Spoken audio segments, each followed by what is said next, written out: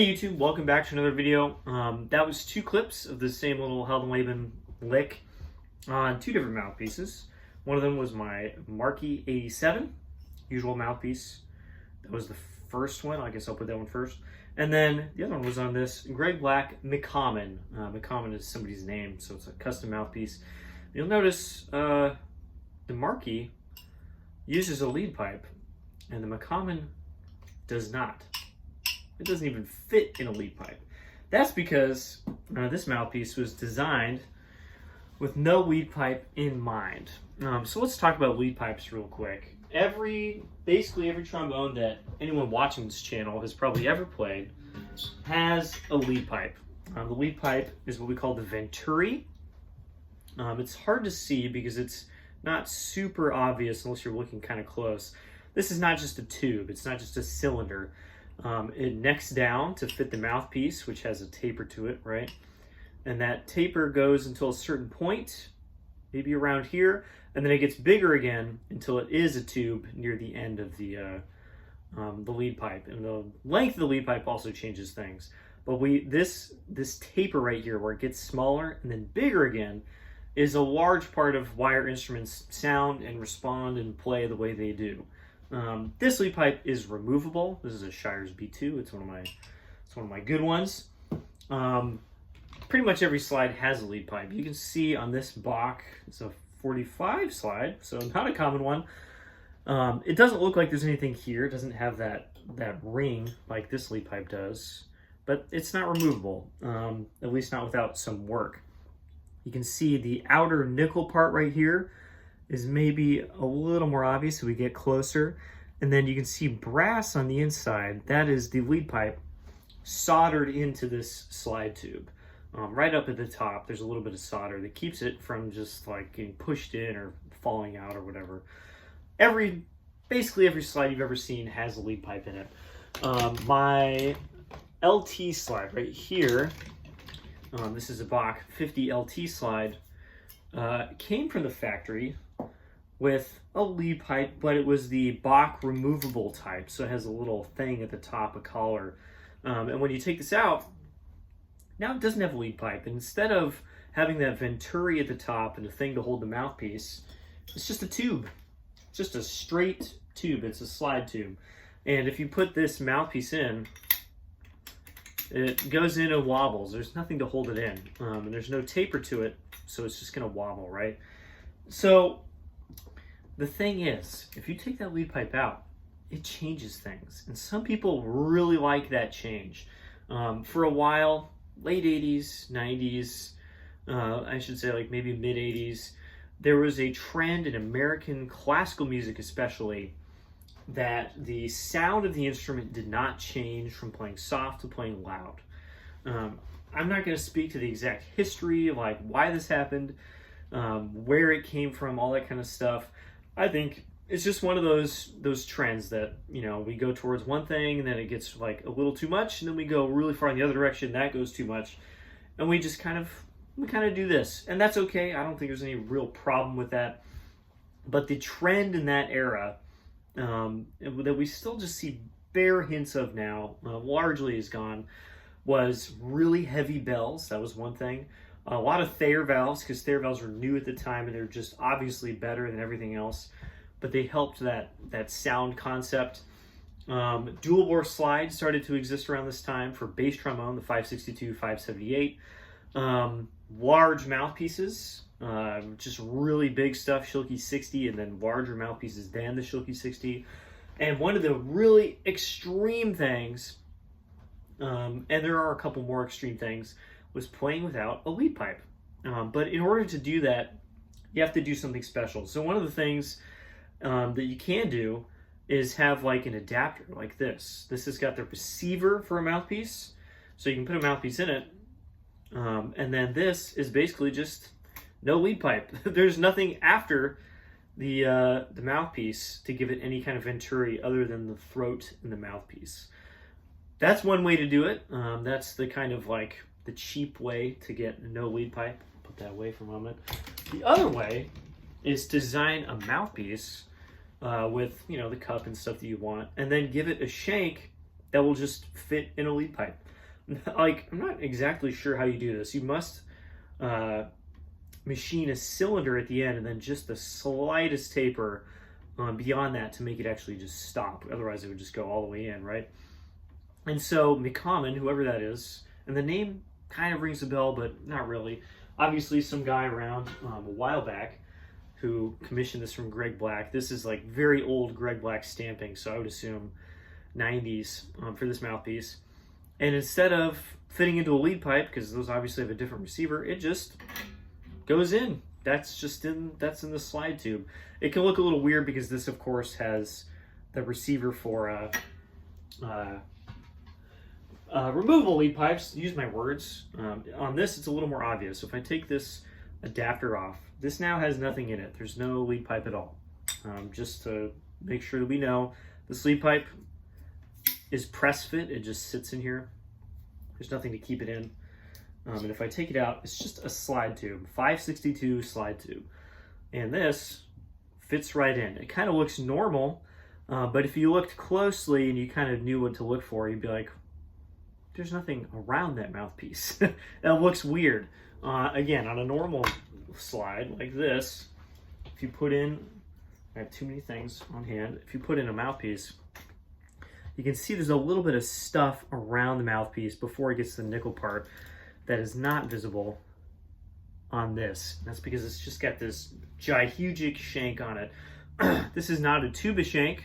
Tuba shanks still have a taper as well because they have a receiver, much like trombone, that's just bigger. So it would not really fit in a tuba either. It would probably wobble from the end.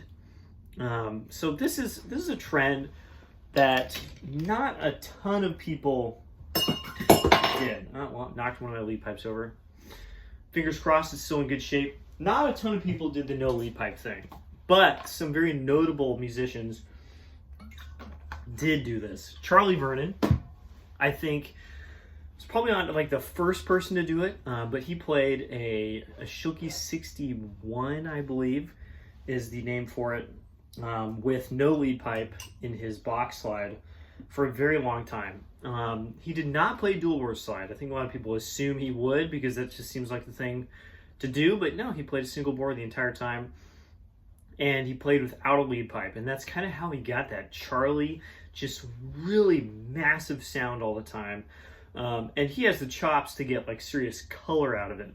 We'll talk about that in a second, but one of the things no lead pipe does is it takes high overtones and just kind of deletes them. Hopefully you can hear that in the clip at the beginning. Not a whole lot of people did this. Zachary Bond is someone more recently, because he's much younger, of course, who played without a lead pipe for a long time. He actually plays lead pipe now. So as far as I know, he's not doing that either. I really honestly don't know anybody in the professional world who still plays without a lead pipe, because that lead pipe gives us so much of our efficiency. The horn plays way better with this. That's the reason we have them. Old German trombones and kind of everything before that did not have lead pipes. You just had a mouthpiece that went in the slide tube and you did all the work yourself, basically. And that makes intonation more difficult, makes centering things more difficult, makes the horn just way less even in a lot of ways. And it's a weird thing that we came back to. Someone obviously like put a tuba mouthpiece in the horn or something, and started playing without lead pipes again. That trend, a lot of those trends from that area of big, heavy are gone. Now we see remnants of it today with Edwards trombones, the way they're designed to be really big in the rear of the instrument back here. That's largely due to that era. The Shire's bell weights that we know today, the lightweight bells are actually more just like normal weight bells that we would use in modern world. And the regular weight bells are crazy heavy because when Shire started, the heavy thing was the thing. And so everybody wanted the heavy bells, and so it was the regular weight. So there's just little hints of those things. Largely, we have moved past that. So let's hear a couple clips. I'm going to play a few different combinations of these things. I'm going to play, I'll talk about them when I play them. I have like too many combinations, so here we go. So real quick before I start playing, I'm going to do this on my LT slide. This is a single bore lightweight nickel slide. I like this one, I just don't use it very often. And I'm using it now because I have 3 different options I can use. I can use my normal mouthpiece with a real lead pipe, the one I usually use on the slide. I can use my normal mouthpiece with the no lead pipe adapter, which I can't use on my dual bore. And I can also use the no lead pipe mouthpiece. So we have 3 different options that we can hear, and I can play, and we can talk about how they're different. Let's go.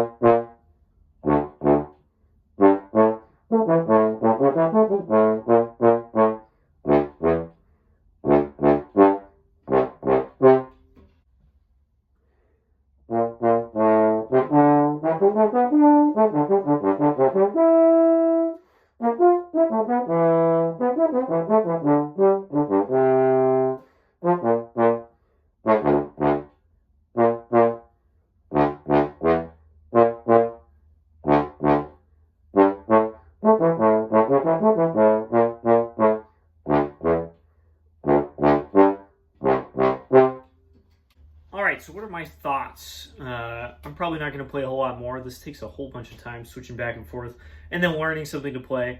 And I think I can tell kind of what's going on already. I did spend some time on this stuff the other day when I got this mouthpiece.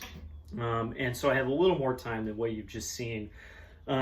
Basically, this in a lead pipe, it sounds really bright in comparison. It's got all these higher overtones, and it sounds sharp to the ear because it has those higher overtones. I'm just talking about sound right now, nothing else. When I put in the no lead pipe adapter, all of those higher overtones just kind of disappear. They just go whoop. There's a, what's that called, a high pass filter, a low pass? I honestly can't remember. It's one of those. It's the one you don't expect, where it just whoop, it just lops off all the overtones above a certain frequency. And some people, including myself sometimes, that sounds really cool. It's got that old school, just kind of beefy sound to it. The thing is, with the lead pipe, the lower stuff is mostly still there at the same time. And so all you're really doing is removing the upper overtones. With the no lead pipe mouthpiece, one that's built for it and has the shank for it, a lot of those higher overtones are gone as well. And I'd say even more so just because it is a deeper mouthpiece. It's not designed to be as efficient as this Marquee, a very modern design mouthpiece. And of course, this is designed with a lead pipe in mind, so when you take the lead pipe away, it's just not going to play as well. Talking about playability, And of course, I'm talking about the sound only behind the bell. I've listened to these recordings, but I'm talking about just what my feedback is. Talking about the response, how these instruments play when I put these together. So I use the real lead pipe with the real mouthpiece. After playing the no lead pipe mouthpieces, I'm like, whoa, feels wildly different. It feels almost like stuffy in a sense because there's actually so much more face feel, the resistance right here at the face than I get with the no lead pipe adapters. I have only recently gotten to the point where I even have the chops to play something like this. I've tried this in the past on this slide with this mouthpiece and like just been unable to do anything. I like couldn't play it almost basically. And now I can, and I'm kind of like, I understand why people would get sucked into it. Because if you have enough chops and you're willing to put in the time, it feels like it might be worth doing. And so when you put in the lead pipe again, you're like, wow, it feels really stuffy and it feels bright and all these things. And then, of course, and I'm just comparing these two right now, no lead pipe to a lead pipe, the response is just so much worse. You can hear it. I'm trying not to do perfect takes. I'm kind of doing a couple takes to just get everything correct, mostly. And if I miss things, it's because of the setup. And there are like 3 missed notes on this one because the response is so much slower. The face feel, the resistance that you're blowing against to make notes happen with this is like a foot away. And so I can still make that happen. You just have to be like really precise and accurate and kind of forceful in like all their articulations and stuff. And a lot of times I can be, but with this, I can just relax. I can slow down my air a bit and everything just pops out. That actually means that if I'm using a little too much energy, this one starts to feel stuffy and bright and gets that kind of nasty character to the sound. But in the real world, I want to be relaxed. I want to chill out and not have to blow everything just completely into existence using only my face. The McCommon mouthpiece is, in my opinion, a weirdly good design. I have not owned any other pipeless mouthpieces, but I have owned a, what was it, a 60D, a Schilke 60D, so like just a crazy deep mouthpiece. I've owned Lasky 95D. I have a couple big mouthpieces now. I have a Long Island Brass Company piece. And a lot of times, the 95D was cool. It got a really good sound. The other mouthpieces are they're just too big. Like I like play it and I'm like, okay, like maybe I understand why you would play this somewhere, but like for me, my use case is useless. Like just so difficult to play.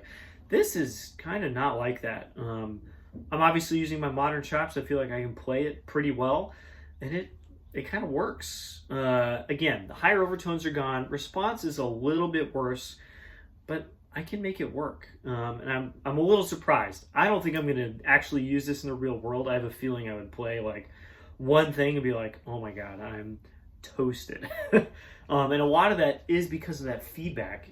Missing so many of the higher overtones, I think you're probably going to play way too loud to hear yourself. And playing loud on this takes more effort, takes more air. You're going to tire yourself out. One thing that is extremely notable, and probably should be the first thing that I say, is that the slots with no lead pipe are just massively larger. Everything just is huge. And so you have to be extremely accurate with your ear and with your chops to just like nail notes. A lot of the missed stuff I did with this, and probably some stuff with this, is just because I was like maybe a little bit off, and then it just goes blip, and I just completely missed the note. Whereas this, the slots are very, very well defined. And they're maybe like a little bit smaller, but like you just don't have to think about them as much because they're there for you. They're like railroad tracks that you can just kind of sit on. Whereas these are like a wide open field sometimes, or like, I think the note's here, and it goes, no, it's not even close. So that's the big thing. You really have to have good chops to be able to play these a lot. I can already feel myself being more tired than I usually would be if I were just playing normal stuff. I will and this is not a preface because this is after I've talked about everything, this LT slide is not my most efficient slide. It's a single bore, yes, but my dual bore M&W slide that I use most of the time, is actually much more efficient with air, with articulations, kind of everything. It's not what you would expect. And so this LT slide is not like the most perfect possible setup I could be using, but it's the one that I have that I can use all these on. The two clips at the beginning of the video were on the dual bore slide, and again, this plays kind of really well in that slide. I will try this at some point. Luckily, which is not usually the case, this has a very similar rim size to the Marquee. It's like a 1 1/8 size rather than a 1 or a 0.5 size, like so many of them are. So again, very lucky. It's deeper than the Marquee by quite a bit, but also just a weirdly good design. This is an example of Greg Black just doing his magic and getting things right, just by hand, because that's how he makes mouthpieces. That's all I got time for now. No lead pipes. Don't do it. That's my advice, bass trombonists. Don't play stupid equipment. Use a lead pipe, use an appropriately sized mouthpiece, and you're just going to sound better. That's what everybody's using nowadays. I'm going to try this at some point, but it's not going to be in my regular rotation. All right, that's all I have time for. I'll see you all in the next video. Bye-bye.